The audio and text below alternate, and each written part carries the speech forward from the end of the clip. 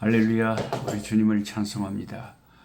오늘도 하나님께서 좋은 날을 주셨습니다. 2025년 6월 9일 월요일 한 주간을 힘차게 시작하겠습니다. 오늘의 말씀은 시편 37편에서 40편입니다.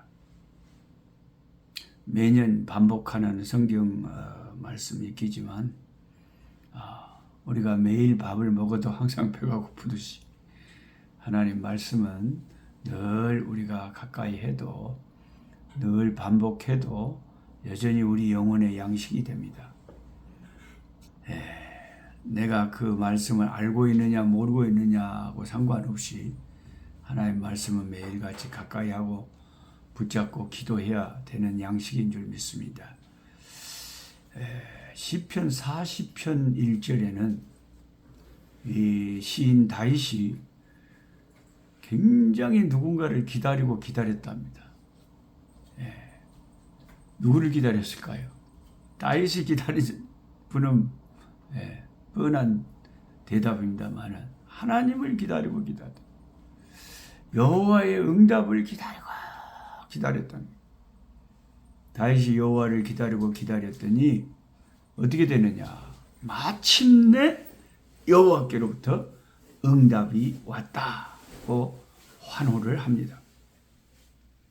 오랜 기다림 끝에 온 하나님의 응답이 너무나 좋아서 그는 새 노래로 하나님을 찬송한다고 했습니다. 늘 부르는 찬송을 다시 부르면 새 노래가 아닐까요? 노래가 매일같이 새로 작사 작곡을 해서 부르는 게 새 노래가 아니라 우리 마음이 새로워져서 내 영혼이 성령 충만해서 새롭게 부르는 노래가 새 노래겠죠.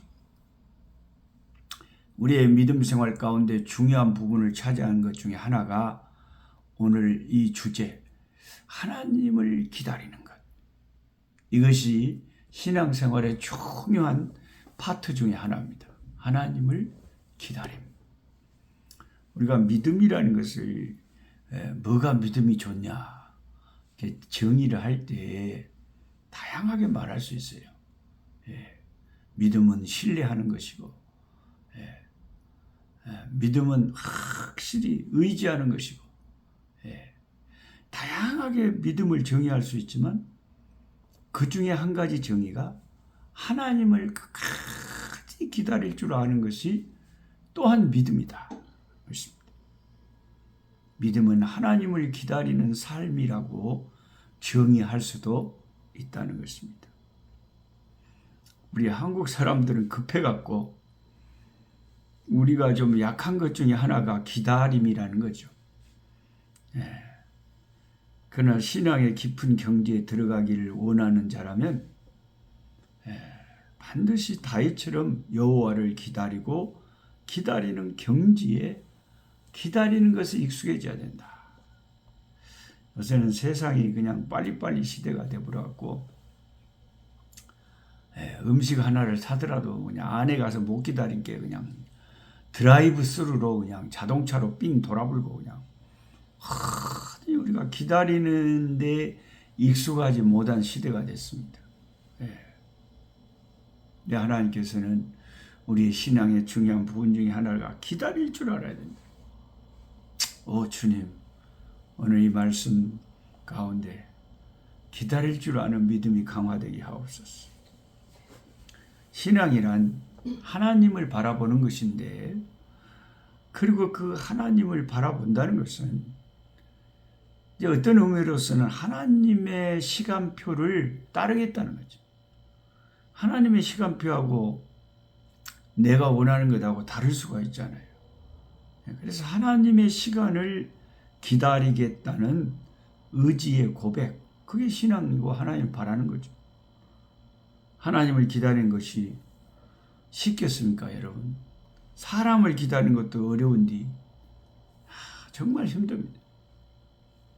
왜냐하면 하나님의 시간은 내 스케줄, 내가 생각하는, 내가 계획한, 내가 바라는 시간과는 다를 때가 너무나도 많기 때문입니다. 그러나 내 때를 고집하면서 조급해지면 이런저런 문제가 생겨나게 됩니다. 그래서 우리는 기도합니다. 하나님, 저 하나님의 때를 기다리면서 자족하기를 원합니다. 그리고 정말 또 감사를 고백하는 삶으로 오늘 또 살기 원합니다. 하나님, 저를 도와주십시오. 하나님을 끝까지 기다릴 수 있게 도와주십시오. 이렇게 기도하는 거죠. 그러면 하나님의 성령께서 내 안에서 나를 실제적으로 그리고 구체적으로 다스리시고 주장하기 시작하심을 우리는 경험하게 됩니다. 성령께서 나를 주장하신다는 가장 대표적인 증거가 어떤 거냐면 내 마음에 가득했던 불평, 불만, 짜증, 분노와 같은 세상적이고 불신앙적인 이런 쓰레기 같은 이런 감정들이 어느 순간 내 안에서 사라지기 시작하고 대신에 감사하는 마음, 자족하는 마음, 만족하는 마음, 또 남을 긍휼히 여기고 자비로운 마음, 견딜 수 있는 인내의 마음, 이런 신앙적인 것들로 채워지기 시작하는 것입니다. 이러한 하늘의 은혜와 성령님의 내적인 만져주심과 치유를 경험하게 되면 점점 분명해지는 것은 하나님을 기다림이 정말 중요한 신앙의 부분이라는 것을 알게 됩니다. 그래서 우리는 어제도 하나님을 기다렸고 오늘도 그리고 내일도 하나님을 기다립니다.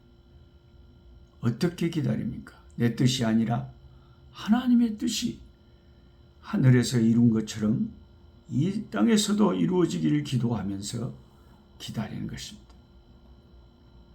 제가 좋아하시는 영적 거성 가운데 한 분이신 앤드류 버레이 목사님이 쓰신 글의 내용 중에 이런 글이 있습니다. 수백 권의 책을 쓰셨는데 우리 모두 회개하면서 하나님을 기다리자. 시간을 들여 하나님을 기다리자. 기다리려면 시간이 들어가죠. 항상 우리 죄와 연약함, 거짓된 삶의 위선을 고백하면서 하나님을 기다리자. 우리는 다른 성도의 생활과 신앙이 어떠하든지 간에 그들을 위해 온유와 사랑으로 중재하는 마음으로 기도하면서 하나님을 기다리자. 믿음과 소망과 사랑 가운데 하나님을 기다리자. 믿음, 소망, 사랑 이것이 다 귀한 신앙의 요소인데 그 믿음, 소망, 사랑 가운데 하나님을 기다리는 것 이게 중요한 거라는 거죠. 오늘날 우리의 신앙생활 가운데 하나님을 기다리는 다윗의 마음을 우리가 더 배우게 된다면 우리의 신앙생활이 더욱 깊어질 것입니다. 하나님을 기다려야죠. 노천명 시인은 이런 시를 썼습니다. 기다리는 마음이라는 시를 썼는데요. 그 사람 오시려나 기다리는 마음, 뜰가에 나가 앉은 어린아이 같아서 나뭇가지마다 바람만 스치면 눈먼 새처럼 가슴이 뜁니다. 노천명 시인은 엄마를 기다리는 어린아이의 마음, 눈이 멀어 소리나 촉각으로만 세상을 인지할 수밖에 없는 눈먼 새에게 바람 소리도 누군가의 접근인가 싶어 가슴이 뛴다는 시를 적었습니다. 진짜 그 열무 팔러 간다고 시장에 가시는 엄마를 하루 종일 숙제도 하고 찬밥까지 먹으면서 기다렸는데 엄마가 빨리 안 와서 기다리고 있는 그 아이의 모습을 그린 제가 글을 읽어본 적이 있습니다. 아이들은 엄마를 엄청 기다리죠. 기다림이 없는 사랑이 있습니까? 사랑은 항상 또 사람을 기다리게 하죠. 희망이 있는 한, 희망을 잊게 한 절망이 있는 한 내 가파른 삶이 무언가를 기다리게 합니다. 기다림은 삶을 녹슬게 합니다. 두부 장사의 풍경 소리가 요즘은 없어졌어요. 타이탄 트럭에 채소를 싣고 온 사람이 핸드 마이크로 아침부터 떠들어대는 소리를 우리는 듣습니다. 어디선가 병원에서 또 아이가 하나 태어난 모양입니다. 젖소가 제 젖꼭지로 그 아이를 키우겠죠. 이렇게 세상 사람들, 보통 사람들도 나름대로 막 바쁘게 살면서 기다리는데 민주화든 통일이든 뭔가를 기다리며 시대를 살아갑니다. 우리 예수 믿는 사람들, 저와 여러분들은 기다림의 달인들이 되어야 됩니다. 인내하고 인내하는 달인들. 멀리 주님의 재림을 기다리며 지산교회는 주님 하늘에 승천하신 지 2000년 이상을 지금 기다리면서 지내오고 있습니다. 하늘의 영광과 주님과의 죄회를 또한 기다리면서 우리는 살아갑니다. 언젠가 주님을 만나겠죠. 기다림은 즐거운 권태입니다. 40살이 다 돼가는 어떤 교회 안의 노처녀는 이렇게 기도했다고 합니다. 하나님, 기다리다 죽겠어요. 기다리다 다 늙어버리겠어요. 때로는 이렇게 하나님을 기다리는 삶이 힘들 때도 있습니다. 하나님은 그 기다림 속에서 우리를 깎으시고 연단시키십니다. 그리고 마침내 응답이 오고 우리는 새 노래로 하나님을 찬양하게 된 것이죠. 내 영혼아, 너는 잠잠히 하나님을 기다리라 하는 오늘 이 시편의 말씀이 얼마나 우리의 영혼의 울림이 됩니까? 저는 30년 동안 선교지에 있으면서 기다리면서 기도했던 것 중에 하나가 농장, 선교센터 하나 주십시오. 그렇게 기도하면서 기다렸는데 한 30년 지나니까 하나님 100만 평 농장 선교센터를 주셔서 지금 예배당을 짓고 강당을 짓고 식당을 짓고 이제 기숙사 150명 정도가 같이 잠잘 수 있는 기숙사를 제가 지붕이 올라가는 것을 보고 잠시 한국에 들어왔습니다. 이제 6월 말에 다시 선교지로 들어가면 상당히 많이 우리 기숙사가 완성이 되어 있을 것 같습니다.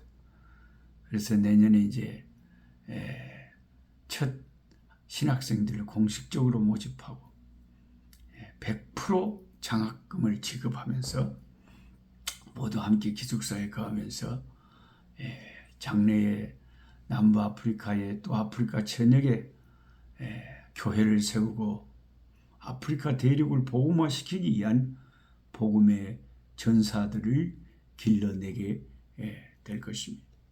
30년을 기다렸더니 하나님 주셔요. 한가를 기다리면 하나님 주실 줄 믿습니다.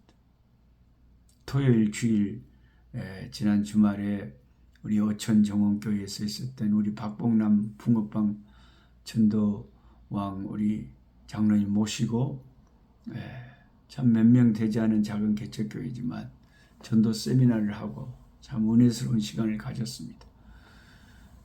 이렇게 또 제 유튜브를 보시고 광양에 사시는 한 집사님이 또 오셔서 함께 해주시고 울산에서 또 장로님 부부와 또 권사님들이 또 하늘의 지원군이 오셔가지고 울산에서 순천까지 우머 그 황금 연휴 시간에 이런 전도의 작은 개척교회에 함께 도와주시려고 오셨던 천사 같은 분들이 계셨습니다. 이 시대가 아무리 악하다고 해도요, 그 가운데는 진짜 신앙이 깨끗하고 정결하고 순수하고 아름다운 분들이 참 많습니다. 하나님께서 우리 한국 교회에 참 많은 하나님이 귀한 종들을 보유하고 계십니다. 너무너무 감사합니다. 하나님 아버지 고맙고 감사합니다.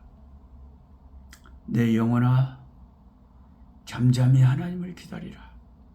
하나님, 힘들고 어려운 개척교회지만 하나님을 기다리면서 주님의 손길을 바라봅니다.